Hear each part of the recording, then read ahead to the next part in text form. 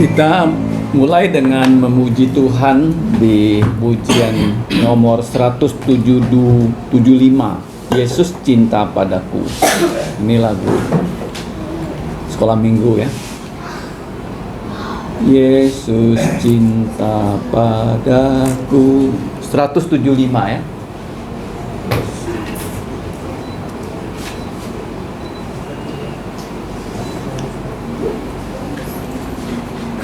Kita mulai. 1, 2, 3.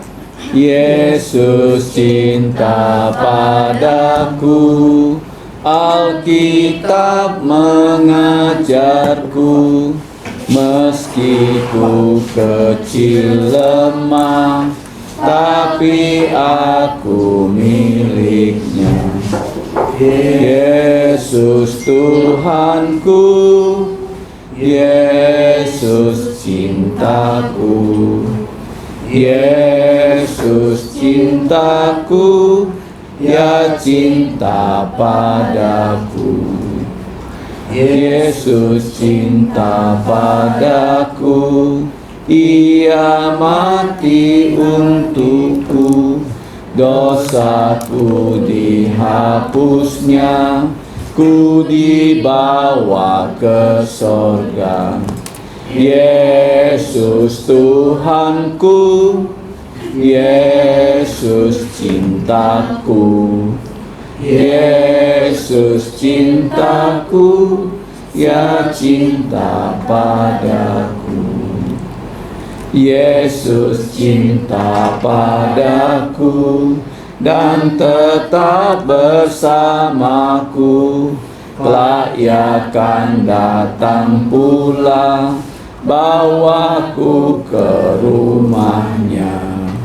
Yesus Tuhanku, Yesus cintaku, Yesus cintaku, ya cinta padaku. Mari kita berdoa. Allah Bapa kami yang bertahta kekal dalam kerajaan sorga, kami datang mengucap syukur untuk persekutuan kami pada siang hari ini. Kami menyerahkan acara ini, kiranya nama-Mu dimuliakan. Ampunilah dosa kami ya Bapa, dengan darah Yesus hapus pelanggaran kami. Dalam nama Tuhan Yesus kami mengucap syukur dan berdoa. Amin. Mari kita membuka Injil Tuhan Yesus. Kita akan membaca halaman 24, Praeksistensi Kristus, yaitu prolog Injil dalam Injil Yohanes. Kita akan membaca secara bertanggapan ya. Halaman 24.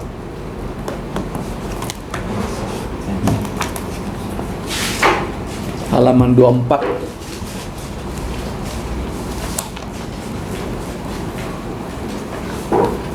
Saya mulai. Pada mulanya adalah firman, firman itu bersama-sama dengan Allah, dan firman itu adalah Allah. Ya, pada mulanya bersama-sama dengan Allah. Segala sesuatu dijadikan oleh Dia, dan tanpa Dia tidak ada sesuatu pun yang telah jadi dari segala yang telah dijadikan. Dalam Dia ada hidup, dan hidup itu adalah terang manusia. Terang itu bercahaya di dalam kegelapan, dan kegelapan itu tidak menguasainya. Datanglah seorang yang diutus Allah, namanya Yohanes. Ia datang sebagai saksi untuk memberi kesaksian tentang terang itu, supaya oleh Dia semua orang menjadi percaya. Ia bukan terang itu, tetapi ia harus memberi kesaksian tentang terang itu. Terang yang sesungguhnya yang menerangi setiap orang sedang datang ke dalam dunia. Ia telah ada di dalam dunia, dan dunia diciptakan olehnya, dan menopang segala sesuatu yang ada dengan firman-Nya yang penuh kekuasaan. Tetapi dunia tidak mengenalnya. Ia datang kepada milik kepunyaannya, tetapi orang-orang kepunyaannya itu tidak menerimanya. Tetapi semua orang yang menerimanya diberinya kuasa menjadi anak-anak Allah, yaitu mereka yang percaya dalam namanya sama-sama. Orang-orang yang diperanakan bukan dari darah atau dari daging, bukan pula secara jasmani oleh keinginan seorang laki-laki, melainkan dari Allah. Firman itu telah menjadi daging dan diam di antara kita, dan kita telah melihat kemuliaannya, yaitu kemuliaan yang diberikan kepadanya sebagai putra tunggal Bapa, penuh kasih karunia dan kebenaran. Mari kita berdoa. Bapa kami di surga, kami mengucap syukur diberi kesempatan untuk membaca bersama-sama firman-Mu. Kami mohon Roh-Mu menolong kami, bukan hanya dapat memahaminya, tapi kami dapat juga mengasihi Engkau melalui firman-Mu, bahkan kami dapat melakukan dan mewartakannya. Ya Bapa, kami serahkan waktu ini ke dalam pimpinan-Mu, hanya dalam nama Tuhan Yesus. Amin. Nah, kita mengucap syukur ya, siang ini kita bisa bersekutu kembali ya setelah vakum 6 bulan ya.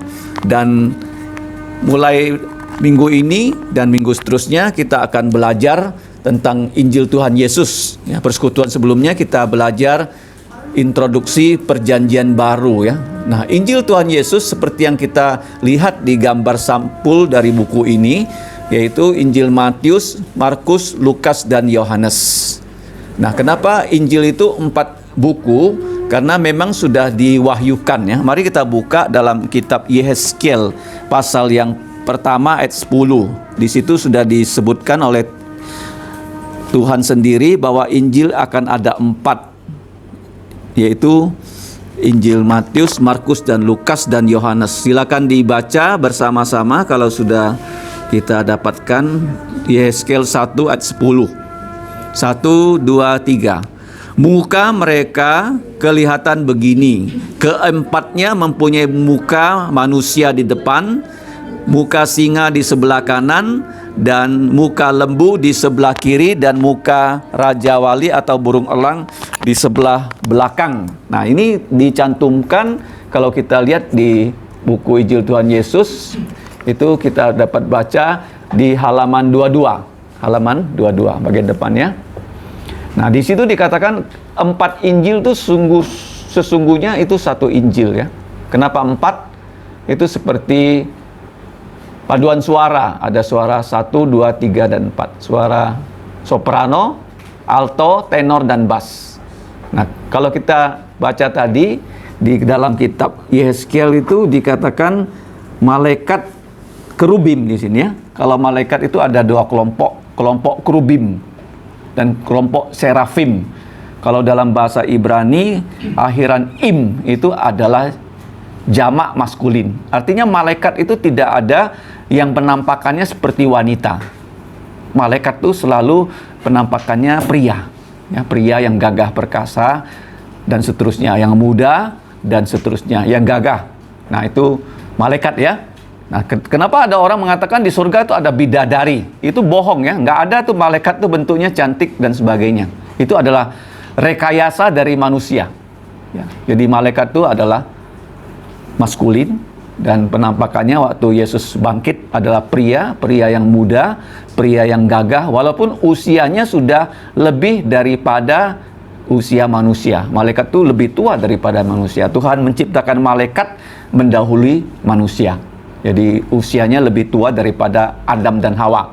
Nah, kalau kita lihat di sini, malaikat kerubim itu ditugaskan Allah untuk menjaga ya, Taman Eden. Jadi waktu Adam dan Hawa diusir dari Taman Eden, jadi kerubim ini yang ditempatkan di Taman Eden supaya Adam dan Hawa dan manusia jangan masuk ke Taman Eden untuk makan buah kehidupan. Kalau sampai manusia makan buah kehidupan dalam kondisi berdosa, maka manusia akan hidup ya selama-lamanya seperti sekarang ini. Nggak mati-mati, tapi kita punya tubuh yang penuh dengan penderitaan. Jadi Allah nggak mau itu terjadi, maka setelah Adam dan Hawa diusir di Kejadian pasal 3, Tuhan kirim kerubim ya seperti ya, lidah api menjaga Taman Eden sehingga manusia tidak bisa masuk. Nah, sekarang pertanyaannya, Taman Eden itu sekarang ada di mana? Sudah musnah. Waktu air bah itu Tuhan datangkan ke bumi, Taman Eden itu sudah musnah. Jadi tidak ada lagi yang namanya pohon kehidupan, sudah Tuhan musnahkan. Jadi kerubim sudah selesai bertugas menjaga di situ. Tapi di sini kerubim itu kalau kita lihat dalam kitab Yehezkiel, dia punya 6 sayap. Ya, 2 sayap menutupi muka, 2 sayap menutupi kaki, dan 2 sayap untuk terbang. Dan selalu ya, malaikat kerubim ini berseru dengan suara, yaitu kalau kita lihat ya dalam Yesaya 6 itu malaikat serafim berseru dengan suara suci, suci, suci, suci, suci, suci, 3 kali ya, kudus, kudus, kudus. Nah, kalau kita lihat dalam Wahyu 4 ayat 7 seperti yang dicantum di halaman 22, mari kita buka. Dalam penglihatan kepada Rasul Yohanes, di sini dikatakan makhluk hidup itu adalah ya, malaikat ya. Kita baca. Adapun makhluk yang pertama, malaikat, seperti singa mukanya, dan makhluk yang kedua seperti anak lembu atau sapi, dan makhluk ketiga mempunyai muka seperti muka manusia, dan makhluk yang keempat seperti burung nazar atau burung raja wali, burung elang yang sedang terbang. Nah, kalau kita lihat gambar di sini, muka sebelah kanan, ini ya, sebelah kanan ya, itu adalah singa. Nah, kenapa singa? Kalau kita melihat Injil Matius, itu menggambarkan Yesus sebagai raja orang Yahudi. Kalau kita baca Matius pasal 1 ayat 1, ini adalah silsilah Yesus Kristus, nah, putra Daud, baru putra Abraham. Daud itu adalah keturunan Abraham, tetapi karena Daud itu raja, namanya disebut mendahului Abraham. Itu Matius pasal 1 ayat 1. Jadi Injil Matius menjelaskan kepada kita tentang kerajaan sorga. Jadi begitu banyak ya kata kerajaan sorga itu di Injil Matius, dan Yesus itu adalah raja yang dijanjikan kepada Daud. Ya, kalau kita baca 2 Samuel pasal 7, bahwa satu dari keturunan Daud akan menjadi raja di tahtanya Daud selama-lamanya. Nah, itu adalah Yesus. Jadi waktu Yesus disalib, maka di atas kayu salib itu ditulis oleh Pilatus, ini Yesus ya, Yesus orang Nazaret, raja orang Yahudi. Dia sudah menjadi raja orang percaya, tapi dia belum menjadi raja orang Yahudi. Kapan dia akan jadi raja orang Yahudi? Waktu dia datang kedua kali. Sekarang itu tanda-tandanya Yesus segera datang. Begitu banyak gempa, ya, begitu banyak perang, kemudian penyakit seperti COVID, itu adalah tanda-tanda kecil. Nah, kemudian manusia semakin jahat. Kejahatan yang paling jahat itu namanya LGBT. Kenapa LGBT? Kalau laki-laki kawin laki-laki, perempuan kawin perempuan, manusia musnah kan? Nggak ada keturunan. Kalau semua orang itu jadi homoseksual, punah bumi ini. Nggak akan ada lagi manusia, ya kan? Jadi kenapa seperti itu? Karena sebelum Yesus datang, dunia harus makin rusak loh, nggak makin baik loh. Kalau kamu sekolah di perguruan tinggi, selalu dijanjikan manusia akan semakin baik. Indonesia 2024 akan menjadi sangat maju. Itu janjinya manusia. Tapi kalau kita lihat di Alkitab, dunia makin jahat, dunia makin rusak. Kalau tidak percaya Yesus, kita akan kecewa dengan dunia. Jadi Yesus adalah raja. Kemudian itu Injil yang pertama ditulis oleh Matius. Matius ini adalah orang Lewi yang kerjanya harusnya sebagai guru ya. Guru yang mengajarkan hukum Taurat Tuhan, tapi dia menyeleweng. Dia menjadi pemungut cukai. Hingga Yesus memanggil dia, dikembalikan posisinya sebagai pengajar firman dan pengabar Injil. Maka Tuhan Yesus izinkan dia yang pertama menulis Injil, Injil Matius. Jadi waktu itu di tangan orang Kristen, buku yang pertama yang dimiliki di Perjanjian Baru Injil Matius. Jadi kemana-mana mereka pergi, mereka membawa Injil Matius untuk mengabarkan Injil.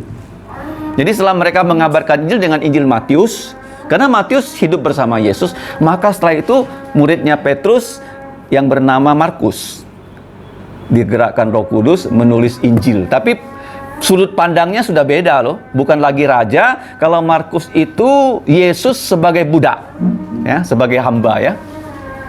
Nah, kalau sekarang kita kenal dengan kata hamba. Padahal zaman dulu tuh budak itu 100% hidupnya itu dimiliki oleh tuan. Dia tidak punya hak. Ya, kalau ditanya siapa kamu, dia boleh nggak nyebut namanya siapa? Saya budaknya Yesus. Namanya kamu siapa? Budaknya Yesus. Dia nggak boleh ya memperkenalkan diri katakanlah seperti namanya dulu, enggak, karena dia sudah menjadi budak. Budak itu properti dari tuannya. Nah, kita lihat dalam Injil Markus, Yesus tuh sebagai pelaksana tugas dari Bapa di sorga. Jadi kalau kita lihat Injil Markus, kata yang paling sering muncul, nanti kalau kamu membaca di rumah itu kata segera. Segera, segera, segera, segera. Artinya budak, pembantu, kalau disuruh, pasti dia segera jalankan. Siap, siap. Ya, itu budak ya. Yesus adalah budak. Lambangnya apa di sini? Lembu, sapi. Nah, kemudian yang ketiga, malaikat itu punya wajah. Kalau kanan itu singa, kiri itu lembu. Nah, depan itu manusia. Kalau kita baca Injil Yohanes, itu di pasal 3, silsilah Yesus itu sampai kepada Adam.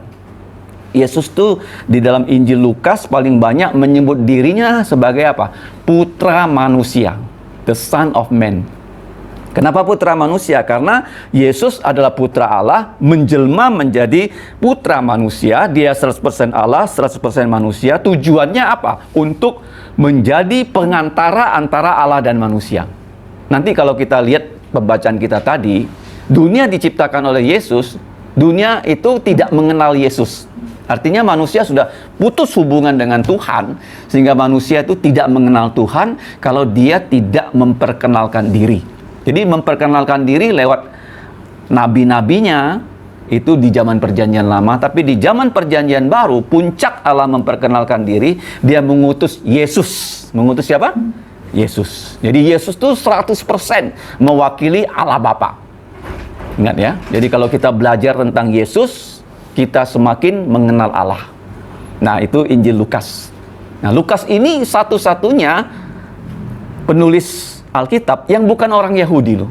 Dia orang kulit putih, dia dokter, dia adalah rekan kerja dari Rasul Paulus. Ini sebenarnya kalau Markus itu Injil yang ditulis ya oleh Roh Kudus melalui Petrus, tapi kalau Lukas itu Injil yang ditulis oleh Roh Kudus melalui Rasul Paulus melalui Lukas. Ini penting sekali ya. Dengan Injilnya Matius dan Lukas itu mengajarkan pada kita harus bisa mendelegasikan tugas kepada orang yang lebih muda.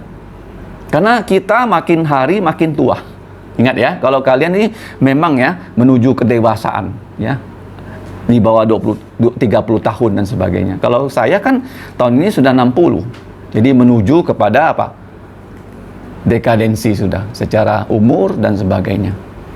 Nah, jadi terus apa yang harus dilakukan? Tuhan akan mengirim orang-orang yang bisa meneruskan estafet dari pelayanan. Jadi Lukas dia adalah timnya Paulus. Nah, sedangkan Yohanes, nah ini yang tadi yang kita baca sangat menarik ya. Matius, Markus, Lukas, ketiga Injil ini disebut Injil sinopsis. Ingat baik-baik ya, Injil apa? Sinopsis. Artinya banyak kesamaannya. Antara Matius, Markus, Lukas banyak kesamaannya. Nah, tetapi Yohanes itu tidak termasuk Injil sinopsis. Karena Matius ditulis tahun 40-an, lah Markus 50-an, Lukas 60-an. Jadi Yohanes bukan ditulis tahun 70-an, tapi tahun 80-an. Jadi menulis Injil itu adalah gerakan dari Roh Kudus. Bukan berarti dia melihat ya, Matius sudah menulis Injil, dia juga mau ikut tulis Injil. Nggak bisa begitu. Ya, harus ada dorongan Roh Kudus, baru mereka bekerja menulis Injil. Nah, waktu Injil Yohanes ditulis, Matius, Markus, Lukas itu sudah ada dan sudah beredar Injil Matius 40 tahun loh. Sudah dipakai untuk mengabarkan Injil, dan Yohanes waktu dia menulis Injil Yohanes sudah tua sekali, 80 tahun. Ya, Pak Daulat tuh baru 70, saya 60. Jadi kita masih kalah muda loh. Kalah tua ya dengan beliau. Jadi kalau kita bilang, wah aku udah tua nggak mau melayani, nggak bisa. Ya, sama masih bisa jalan, masih bisa ngomong. Yang melayani kan dengan ngomong ya. Ya, kalau sudah tua tuh ya kita punya power udah berkurang ya. Ingatan juga berkurang dan sebagainya. Tapi Tuhan memakai Yohanes yang usianya sudah 80 tahun, bahkan kitab Wahyu dia sudah usia 90 tahun loh. Masih bisa dipakai menulis Wahyu untuk gereja-gereja miliknya Yesus. Jadi pelayanan orang Kristen nggak ada istilah pensiun. Nggak ada istilah apa? Pensiun. Selama kita masih bernafas, Tuhan masih kita mau melayani dengan sehat, kita harus melayani.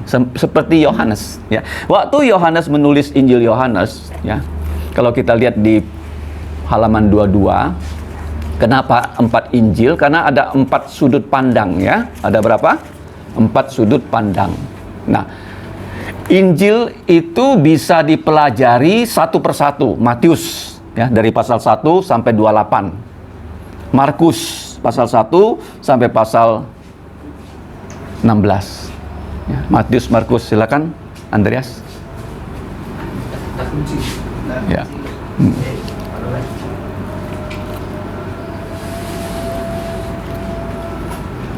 Jadi Matius kita bisa pelajari pasal per pasal ya, seperti yang sudah kita kerjakan di gereja kita, mulai dari Hanura Permai dan selesainya di Jalan Adi Sucipto bertahun-tahun ya.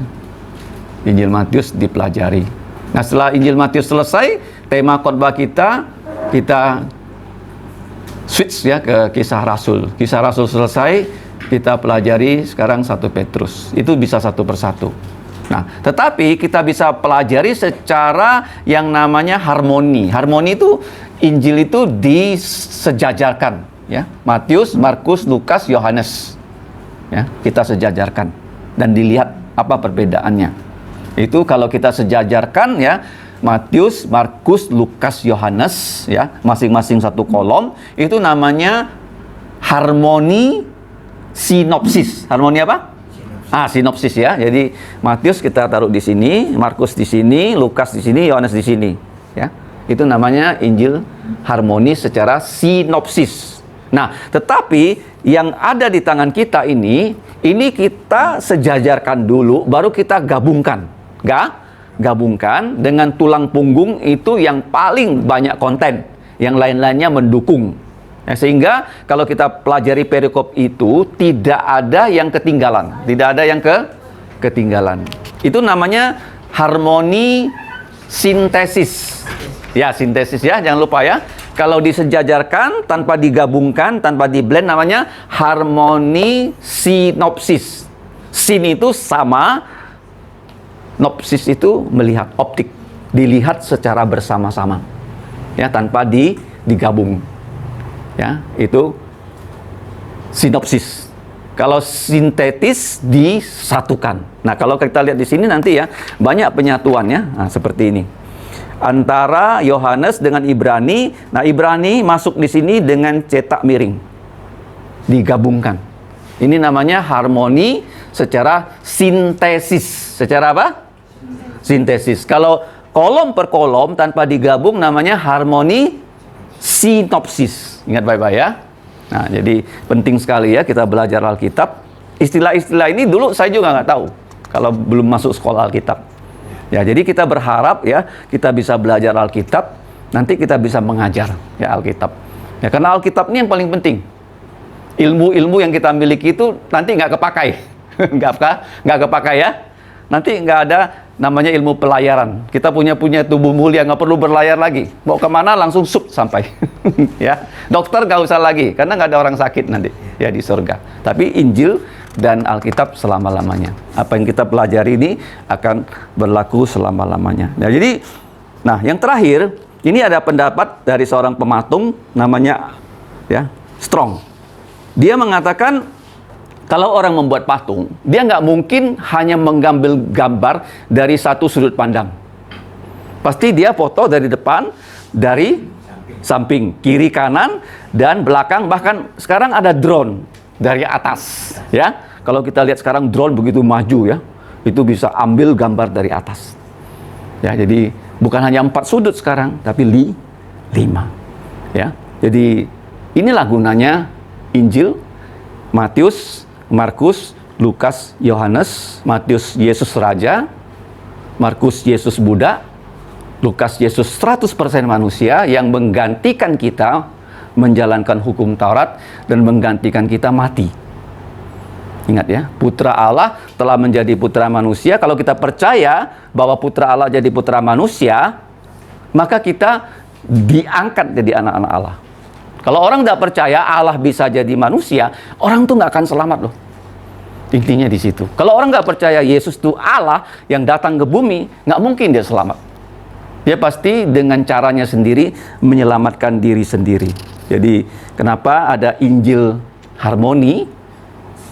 Apa itu harmoni? Harmoni itu artinya tidak bertentangan.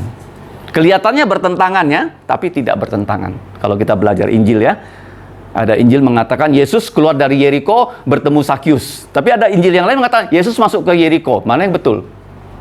Nah, nanti kalau kita belajar kita tahu bahwa ada 2 Yeriko. Ya, dia bagaimana? Keluar dari kota yang satu, dia masuk ke kota yang lain. Keluar dari kota lama, masuk ke kota baru. Nah, kota baru itu disitulah ya orang Sakyus bertemu dengan Yesus. Karena dia ada di Yeriko baru, bukan Yeriko lama. Ingat ya, jadi Injil itu harmoni karena tidak bertentangan satu dengan yang lain. Nah, kita lihat di halaman 25 yang tadi kita baca. Di sini bisa kita pilah yang pertama ayat 1 sampai 5. Pada mulanya adalah firman. Nah, Yohanes itu menulis Injil pada tahun 80-an. Jadi Injil itu sudah menyebar di kalangan Yahudi, kemudian di kalangan Romawi. Dan sekarang Yohanes menulis Injil, dia ingin menulis Injil kepada orang Yahudi dan orang Romawi. Nah, ada satu hal yang dia perkenalkan di sini oleh ilham Roh Kudus. Pada mulanya adalah firman. Firman itu bahasa aslinya logos, ya, logos ya. Logos. Nah, kata logos itu kata yang penting dalam filsafat orang Yunani. Logos. Nah, logos itu bahasa Indonesianya menjadi firman. Ya, kalau bahasa Indonesia lainnya adalah kata atau kalam ya. Bisa kata, bisa kalam. Nah, firman, logos itu pada mulanya, di sini mulanya yang bagaimana? Mulanya yang tidak ada mulanya. Bukan berarti Yesus itu lahir, dia baru permulaannya di situ, enggak. Sebelum dia lahir, Yesus dari kekal sudah apa? Bereksistensi. Jadi di sini oleh guru kami, Pendeta Timotito, dia mengajarkan kami bahwa menafsirkan Yohanes 1:1 itu adalah pada mulanya yang tidak ada mulanya. In the beginning of no beginning. Ingat baik-baik ya. Beda dengan Kejadian pasal 1 ayat 1. Pada mulanya Allah telah menciptakan langit dan bumi. Itu ada mulanya. Ada titik mula. Kalau di sini pada mulanya di kekekalan yang lampau ya, firman itu bersama-sama dengan Allah. Nah, firman bersama-sama Allah itu bersama-sama siapa di sini? Allah Bapa. Ya, Allah Bapa. Kemudian dikatakan firman itu, Yesus itu adalah Allah. Allah Bapa adalah Allah, Yesus adalah Allah, Roh Kudus adalah Allah. Saya ingin kita mengingat kembali ya apa yang pernah saya singgung di pengantar perjanjian baru. Gambar ini kita nggak tahu ya. Ini adalah Allah, ini adalah Bapa, inilah Putra, inilah Roh Kudus. Ini ya, harus bisa digambar ya. Nah, Bapa ya, ini 3 pribadi ya. Jadi Bapa adalah Allah. Ingat ya, Bapa adalah Allah. Tuhan Yesus Putra adalah Allah ya, ini ya. Ya, Roh Kudus adalah Allah. Ya, bisa digambar ya, ini. Nah, kemudian kalau kita lihat di sini, ini Bapa bukan Roh Kudus, Bapa bukan Yesus. Ya, Yesus bukan Roh Kudus. Gambar seperti ini Allah Tritunggal. Jangan lupa ya bagaimana menggambarkannya. Menjelaskan Allah Tritunggal adalah seperti ini. Tidak bisa dijelaskan Allah itu seperti air, ada bentuk cairnya, bentuk padatnya, bentuk gasnya, bukan. Tetap satu. Kalau Allah itu satu Allah tapi 3 pribadi. 3 pribadi tapi Allahnya satu. Allah orang Kristen bukan 3 loh. Allah kita satu, tapi 3 pribadi. Pribadi pertama apa? Bapa, Putra, Roh Kudus. Bapa, perencana, Putra, pelaksana, Roh Kudus, pengawas. Waktu menciptakan ya. Jadi waktu menciptakan Allah punya rencana, itu Bapa. Siapa yang melaksanakan? Yesus. Berfirmanlah Allah kan, jadilah terang. Ya. Jadi di dunia ini yang punya logos, kata-kata, hanyalah manusia dan malaikat dan Allah. Kalau binatang, dia punya kata-kata nggak? Dia punya vocabulary ya? Nggak ada. Binatang nggak ada loh. Kucing hanya bisa mengeong, ya. Ayam bisa berkokok, tapi ayam bisa nggak dia ngomong satu dengan yang lain? Nggak bisa. Jadi kata-kata yang dimiliki oleh manusia itu, kenapa kita punya kata-kata? Karena kita diciptakan dengan gambar dan rupa Allah, sehingga kita bisa ya berkata-kata. Bagaimana dunia ini tercipta? Ya karena kata-kata. Nah, kalau kita melihat betapa pentingnya itu kata-kata loh. Karena dengan kata-kata ini Tuhan menciptakan langit dan bumi. Dia berkata, jadilah terang. Terang itu jadi loh. Ya makanya kita tidak boleh berkata-kata dengan sembarangan. Ingat ya. Makanya dikatakan ya bahwa kata-kata tuh punya kuasa. Ya, karena kuasa Allah itu termanifestasi dalam kata-katanya. Nah, kata-kata Allah itu sudah diberikan pada kita bukan hanya dalam bentuk lisan, tapi sudah dalam bentuk tulisan. Dalam bentuk apa? Tulisan. Jadi Alkitab ini ya pertama-tama disampaikan Allah pada manusia. Setelah itu di zamannya Musa baru ditulis, dan di zamannya Yesus ditulis lagi. Tapi di zamannya Musa ditulis dalam bahasa Ibrani dan Aramik ya, atau bahasa Aram. Tapi di Perjanjian Baru ditulis dalam bahasa Yunani. Bahasa apa? Yunani. Ingat baik-baik ya, Perjanjian Baru. Logos itu Yunani. Bahasa Indonesianya namanya firman. Nah, firman itu adalah pribadi kedua dari Allah Tritunggal ini. Jadi, dia adalah Yesus namanya, dia adalah putra Allah, putra manusia, dia adalah firman. Firman menjelma menjadi daging. Nanti kita lihat ya di dalam pembacaan kita tadi. Jadi, pada mulanya adalah firman, firman bersama-sama dengan Allah Bapa, dan firman itu adalah Allah. Allah. Dia bukan Allah kelas 2, bukan. Seperti saksi Yehova mengatakan, dia Allah yang kelas 2. Bukan, dia adalah Allah. Nah, kenapa dia adalah Allah? Karena dia itu sama dengan Bapa dalam 3 hal. Dalam apa? 3 hal. Apa 3 hal itu? Dia maha tahu, dia maha hadir, dia maha kuasa. Itu Allah. Kemudian dia mencipta. Kalau dia tidak mencipta, dia bukan Allah. Seperti patung. Patung dibuat manusia, itu bukan Allah.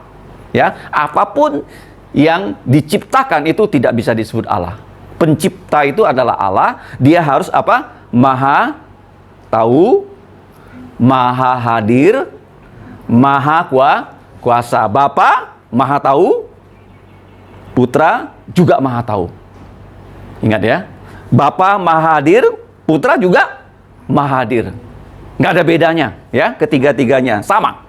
Nah, tetapi kenapa disebut Bapa, Putra, Roh Kudus? Itu fungsinya, fungsi. Esensinya sama. Esensi sama. Apa esensi dari Allah? Maha tahakwa. Maha tahu, maha hadir, maha kuasa. Ingat baik-baik ya.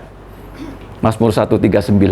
Mazmur 139. Itu dibicarakan di camp panjang lebar. Khotbah dari pendeta Kolingkang.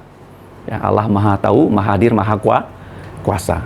Bapa maha tahakwa, Putra maha tahakwa, Roh Kudus. Ya, bahasa Inggrisnya omniscience. Omniscient. Kalau maha hadir, omnipresent. Kalau maha kuasa, omnipotent.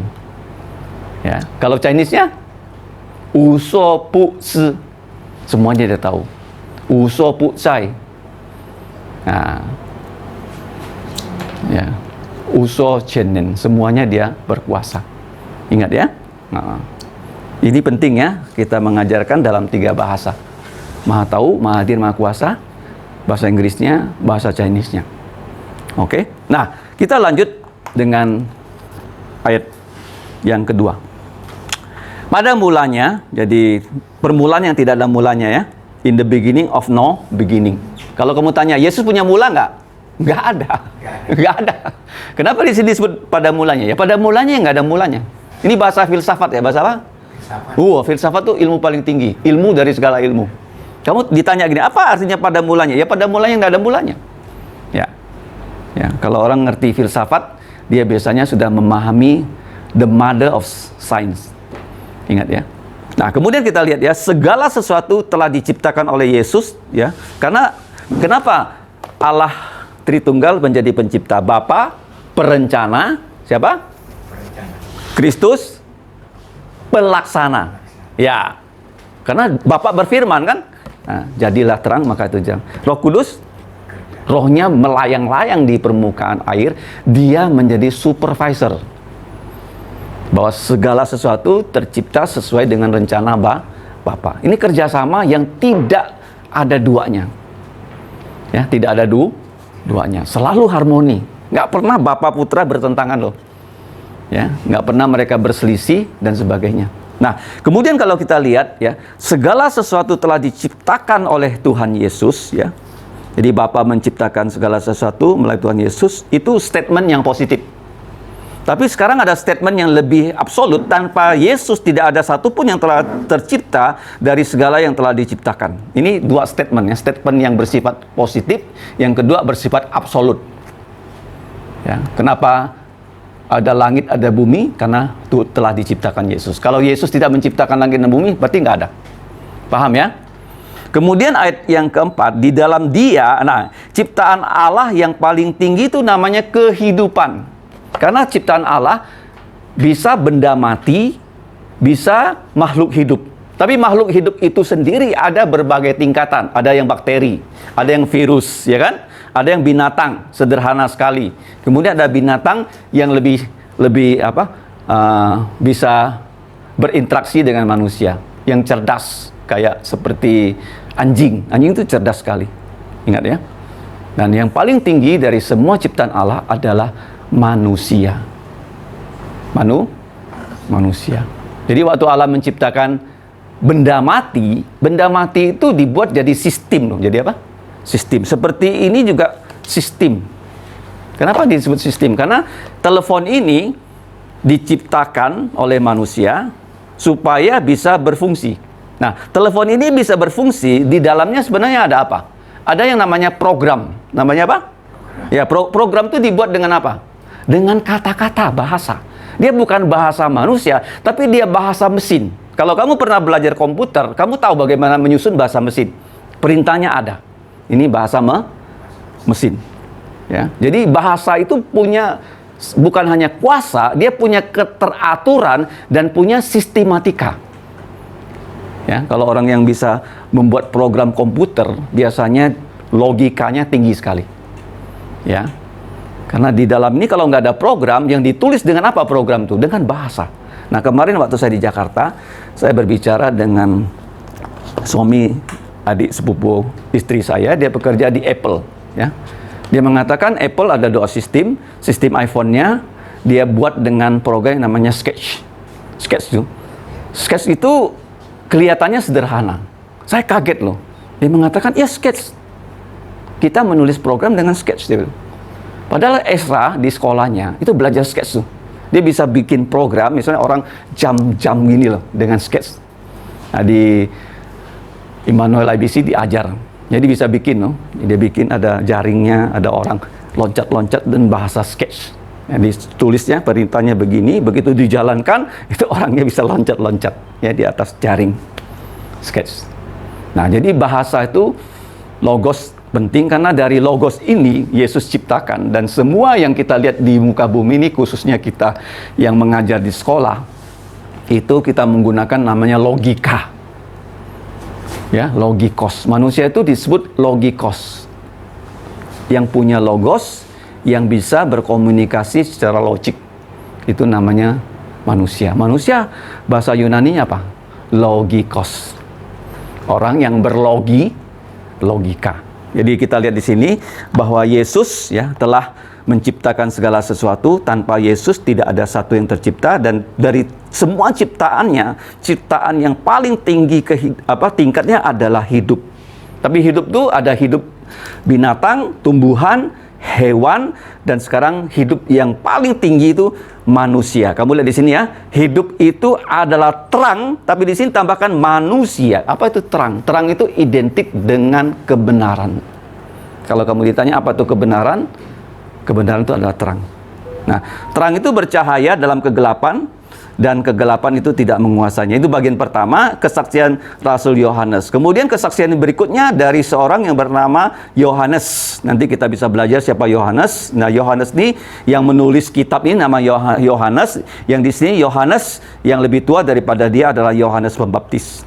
Dia dinubuatkan akan berusia lebih tua 6 bulan dibandingkan Yesus, dan dia akan datang lebih dulu mendahului Yesus. Dan waktu dia datang, dia memberikan kesaksian tentang terang. Terang itu adalah Yesus, kebenaran itu, supaya ini tujuannya jelas, semua orang percaya pada Tuhan Yesus. Jadi Yohanes itu bukan terang, tapi dia memberikan kesaksian tentang terang itu. Kesaksian itu kata yang penting ya, karena kata kesaksian itu adalah kata kunci dalam gereja. Gereja itu punya 3 fungsi yang utama. 1, bersaksi, ya, marturia. Yang kedua, kita bersekutu seperti ini. Ya, kenapa bersekutu? Karena ini Allah Bapa selalu bersekutu. Ya. Kalau bersaksi itu marturia, kalau bersekutu itu koinonia. Koinonia. Nah, kalau kita membantu orang tak mampu, namanya diakonia. Ingat ya, 3 dari peran gereja. 1 apa? Bersekutu, koinonia, ya. Diakonia membantu ya janda-janda, yatim. Kemudian orang miskin. Yang ketiga, bersaksi, ya, marturia. Bersaksi tentang apa? Injilnya Yesus. Jadi Yohanes ini diutus untuk bersaksi. Kenapa? Karena Yohanes itu menggoncangkan Israel sehingga orang Israel itu beribu-ribu mereka bertobat. Jadi waktu mereka bertobat, akhirnya dia nanti ya, kalau kita lihat dia menunjuk pada Yesus. Dia mengatakan, lihatlah anak domba Allah, Yesus, yang mengangkut dosa seluruh dunia. Jadi di sini ada 3 kesaksian. Kesaksian pertama dari Allah Roh Kudus kepada Yohanes. Yang kedua ya dari Allah Roh Kudus melalui Yohanes Pembaptis. Yang ketiga, kalau kita lihat di sini ya, itu mulai dari ayat 10. Yesus ya sudah ada dalam dunia, dan dunia diciptakan oleh Dia, dan dunia ini ditopang oleh Yesus ya melalui firman-Nya yang penuh kekuasaan. Ini penting sekali ya. Kenapa? Ya, matahari tetap terbit di timur dan terbenam di barat. Itu semua sesuai dengan perintah dari Tuhan Yesus. Ditopang loh. Kalau bumi ini tidak ditopang oleh kuasa Allah, ya bumi ini sudah hancur. Ya, nggak mungkin bumi ini terus bisa berputar kalau bukan Allah yang menopangnya. Seperti misalnya kita main ya, gasing gini. Saya nggak bisa memutar gasing ini, terus gasing ini terus berputar tanpa henti. Nggak bisa. Seperti jam, kita ganti baterainya. Sampai waktunya baterainya habis, dia mati. Nah, bumi juga begitu loh. Karena kita anggap ya, segala sesuatu berjalan seperti apa adanya. Enggak, Allah yang memelihara. Dia bukan hanya pencipta, dia bukan pemilik. Bukan hanya pemilik saja, dia memelihara. Ya, bukan hanya alam semesta, dan dia memelihara hidup kita. Yang terakhir di sini, kalau kita lihat ya, dia datang kepada bumi yang dia ciptakan, tetapi mereka tidak menerimanya. Ya, inilah kesaksian Natal. Jadi waktu Yesus lahir, apa yang terjadi? Dia nggak punya tempat untuk meletakkan kepalanya, ya kan? Dan kita lihat di sini, lebih sedikit orang yang percaya Yesus daripada orang yang ya, menerimanya. Sangat sedikit orang percaya. Nah, tetapi di sini kita bersyukur ya, bahwa semua orang yang menerima Yesus ya akan diberi hak ya menjadi anak-anak Allah, yaitu mereka yang percaya dalam namanya Yesus. Ini yang paling penting ya. Tujuan kita yang menjadi guru, kita mau bukan hanya murid kita pintar, tapi kita mau mereka satu persatu bisa percaya Tuhan Yesus. Kalau mereka sudah percaya Yesus, nah mereka sudah menjadi anak Allah, mereka hidupnya itu sudah dituntun oleh Allah. Ingat ya, bukan kita membuat mereka menjadi pandai, ya itu tujuan utama, bukan. Tujuan utamanya adalah mereka dapat percaya Yesus. Begitu mereka sudah percaya Yesus, ingat baik-baik ya, itu adalah pekerjaan Allah melalui kita. Dan mereka yang percaya Yesus di sini dikatakan sudah diberi kuasa menjadi anak-anak Allah. yang percaya dalam nama Yesus. Nah, kemudian 2 ayat terakhir, orang yang diperanakan bukan dari darah atau daging, bukan pula secara jasmani oleh keinginan seorang laki-laki, melainkan dari Allah. Tadi saya katakan orang bisa percaya Yesus itu karena kehendak Allah. Kita hanya bisa menyampaikan Injil, ya, tetapi mereka bisa terima Injil itu karena dorongan Roh Kudus. Dan ini adalah tugas mulia ya, karena kita lihat kebanyakan anak-anak didik di sini itu berasal dari orang yang belum mengenal Yesus. Begitu kita perkenalkan Yesus pada mereka dan mereka mau percaya Yesus, itu tugas paling mulia yang pernah ya kita emban di muka bumi ini. Lebih mulia daripada kamu sekolah S1, S2, S3. Nggak ada gunanya kamu ke surga bawa ijazah S3. Tuhan, aku punya ijazah S3. Dia nggak lihat.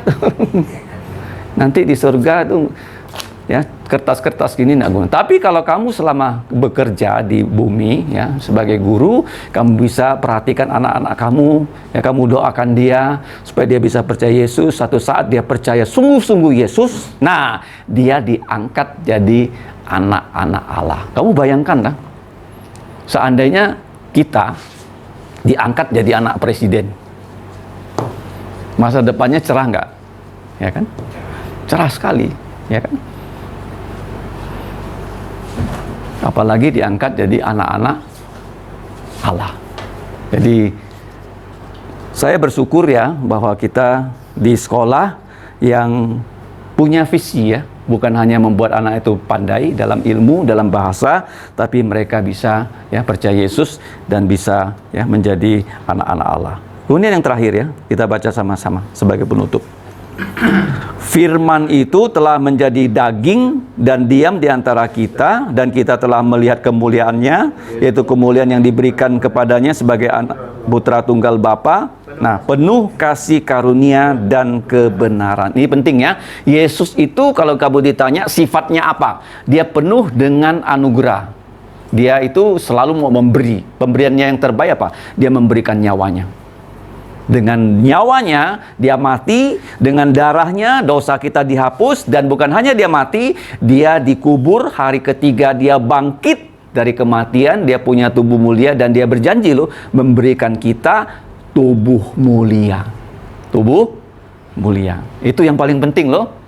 Waktu Yesus datang, kita diberi tubuh mulia, kita akan selama-lamanya bersama Yesus, ya, tidak akan sakit lagi, tidak akan tua lagi, ya, tidak akan lupa lagi, tidak akan berdosa lagi, ya, tidak akan mati, tapi selama-lamanya seperti tubuhnya Yesus, ya, penuh anugerah dan kebenaran. Ya, anugerah yang paling tinggi itu apa? Kebenaran firman Tuhan.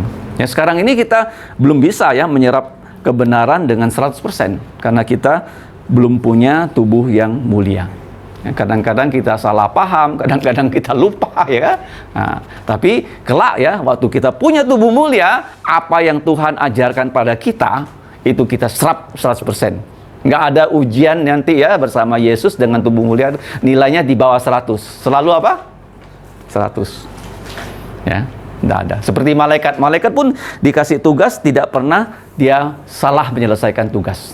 Malaikat pasti ya disuruh A, dia kerjakan A, nggak akan melenceng. Nah, jadi kita bersyukur kita bisa belajar ya pada siang hari ini. Mari kita berdoa.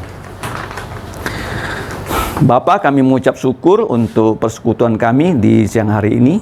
Kami serahkan firman-Mu yang sudah kami renungkan bersama-sama, kiranya memberikan kami kekuatan untuk menjadi murid-murid Yesus yang memuliakan nama Engkau. Kiranya Engkau memberikan kami tugas sehingga orang-orang yang belum percaya Yesus bisa percaya, dan kami yang sudah percaya lebih dikuatkan imannya. Kami serahkan hidup kami, ampuni dosa kami Bapa, dalam nama Tuhan Yesus kami berdoa dan bersyukur. Amin. Selanjutnya kita akan berdoa ya. Sebelum kita berdoa, pokok-pokok doa silakan disampaikan, mulai dari pengabar Injil Zakaria searah Jarum Jam. Terima kasih. Saya bersyukur kepada Tuhan untuk siang hari ini kita